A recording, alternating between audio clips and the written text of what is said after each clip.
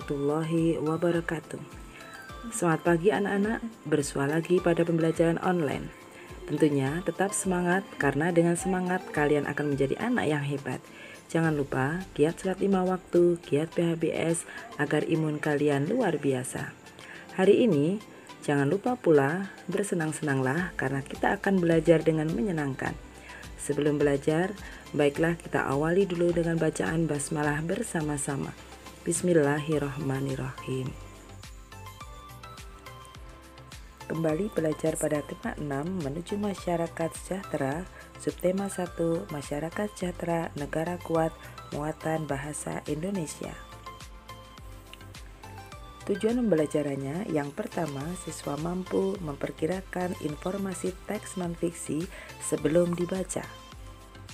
Yang kedua, menyampaikan kemungkinan informasi yang diperoleh berdasarkan membaca judul teks non-fiksi secara lisan, tulis, dan visual. Mari belajar menentukan letak gagasan utama dan kalimat utama suatu paragraf. Yang pertama, setiap paragraf memiliki gagasan utama. Yang kedua, gagasan utama dapat terletak di awal paragraf, di akhir paragraf, di awal, dan di akhir paragraf. Yang ketiga, gagasan utama juga ada yang terletak di tengah paragraf. Yang keempat, gagasan utama atau ide pokok atau pokok pikiran memiliki ciri yang paling umum di antara kalimat-kalimat lainnya. Yang kelima, kalimat lainnya merupakan kalimat penjelas yang bersifat menerangkan maksud dari gagasan utama yang berada di dalam kalimat utama. Yang keenam, kalimat utama merupakan kalimat inti dalam sebuah paragraf. Yang ketujuh, cara menentukan atau menemukan gagasan utama sebuah paragraf adalah dengan membaca teks tersebut secara keseluruhan. Selanjutnya, kita dapat menentukan kata kuncinya. Sekarang kita akan mencari gagasan utama dan kalimat utama pada paragraf di bawah ini. Perhatikan, tanggung jawab merupakan kesadaran manusia terhadap tingkah laku atau perbuatan yang dilakukan. Tanggung jawab juga berarti melakukan perbuatan sebagai perwujudan kesadaran dan kewajiban. Setiap orang memiliki tanggung jawab yang harus dilakukan. Gagasan utamanya, perhatikan, yaitu pengertian tanggung jawab. Letak gagasan utama ada di awal paragraf. Kalimat utamanya, tanggung jawab merupakan kesadaran manusia terhadap tingkah laku atau perbuatan yang dilakukan. Pembelajaran berikutnya menentukan gagasan utama dari teks yang didengar. Ayo ingat kembali, setiap paragraf memiliki gagasan utama. Gagasan utama dapat ditemukan dari teks yang kita dengar. Dan gagasan utama terletak di awal, tengah, atau di akhir paragraf. Selanjutnya, perhatikan langkah-langkah menemukan gagasan utama dari teks yang dibacakan berikut. 1. Dengarkan teks yang dibaca dengan sungguh-sungguh. Yang kedua, catatlah kalimat utama yang kamu peroleh dalam teks yang dibacakan. Dan yang ketiga, tentukan gagasan utama dari kalimat utama tersebut. Selanjutnya, bagaimana cara menentukan informasi penting dari teks yang didengar? Yang pertama, setiap paragraf memiliki gagasan utama. Selain itu, setiap paragraf juga memiliki informasi penting. Informasi penting tersebut ditunjukkan oleh kalimat utama dan berisi informasi umum dari sebuah paragraf. Perhatikan langkah-langkah menemukan informasi penting dari teks yang didengar. 1. Simaklah keseluruhan teks yang akan dibacakan guru dengan sungguh-sungguh. Kemudian catatlah informasi penting dalam bentuk poin-poin dan kata-kata kunci dari teks tersebut.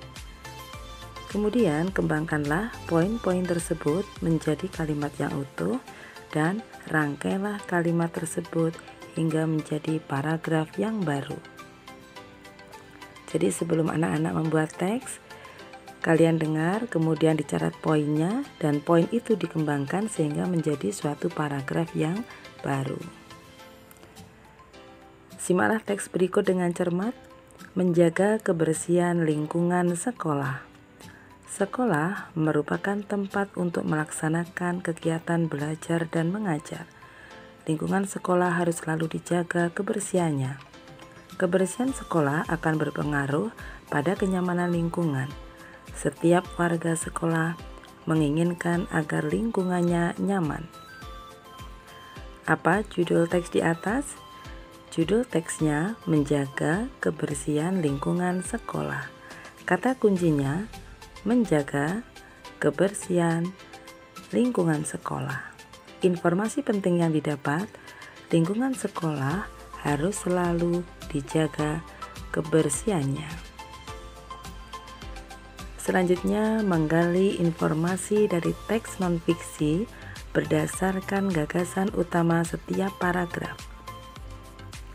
Kita dapat menggali informasi dari teks non-fiksi yang kita baca. Selanjutnya, kita dapat juga menentukan gagasan utama dari setiap paragraf. Dan gagasan utama itu menggambarkan informasi penting yang terdapat pada paragraf. Selanjutnya, kita ke materi membandingkan informasi yang diperkirakan setelah membaca teks non-fiksi dalam bentuk diagram. Berikut cara membandingkannya. Yang pertama, perkirakan informasi yang terdapat pada teks non-fiksi dengan membaca judulnya. Yang kedua, bacalah teks secara keseluruhan. Yang ketiga, catatlah kembali informasi yang kamu peroleh. Dan yang terakhir, tulis kembali persamaan dan perbedaan dua cara tersebut dalam bentuk diagram. Coba anak-anak cermati contoh menuliskan hasil perbandingan informasi sebelum dan sesudah membaca teks. Pentingnya kerjasama. Informasi sebelum membaca teks, pentingnya kerjasama dalam kehidupan. Setelah kalian membaca, tentunya informasi sesudah membaca teks. Pentingnya kerjasama dalam kehidupan di lingkungan rumah, sekolah, dan masyarakat. Jadi perbandingannya terdapat kesesuaian informasi sebelum dan sesudah membaca teks. Yang terakhir, bagaimana kita menyimpulkan isi teks? Ayo ingat kembali, setiap teks memiliki gagasan utama yang terletak di awal, tengah, dan akhir paragraf. Kita dapat memperkirakan isi teks non-fiksi dengan membaca judulnya. Setelah itu, kita dapat menuliskan perbandingan dari teks yang dibaca. Setelah menuliskan perbandingannya, kita dapat menyimpulkan sebuah teks non-fiksi. Selanjutnya, untuk dapat menyimpulkan sebuah teks, kita perlu membaca keseluruhan teks. Sekali lagi, untuk dapat menyimpulkan sebuah teks, kita perlu membaca keseluruhan teks. Setelah itu, kita dapat mencatat kata kunci dan informasi penting dalam teks. Demikian pembelajaran tentang bahasa Indonesia, menentukan gagasan utama, menentukan informasi penting dan membandingkannya, serta memperkirakan isi teks berdasarkan judul yang kita baca. Agar pelajaran hari ini bermanfaat, marilah kita akhiri dengan bacaan hamdalah bersama-sama. Alhamdulillahirabbil alamin. Assalamualaikum warahmatullahi wabarakatuh. Salaman jada wajada.